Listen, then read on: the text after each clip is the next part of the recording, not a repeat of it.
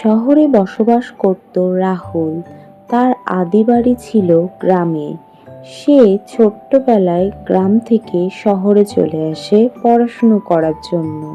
কিন্তু বড় হওয়ার পর তার গ্রামে যেতে খুব ইচ্ছা করলো।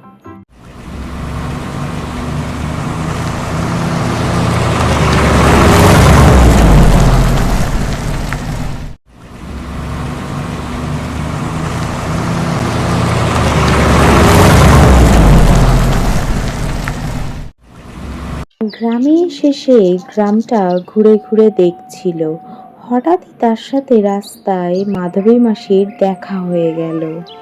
আরে রাহুল না বাবা, তুই অনেক দিন বাদে এলে, চিনতে পারছিস তো আমাকে? তোমাকে না চিনলে আর কাকে চিনবো মাসি?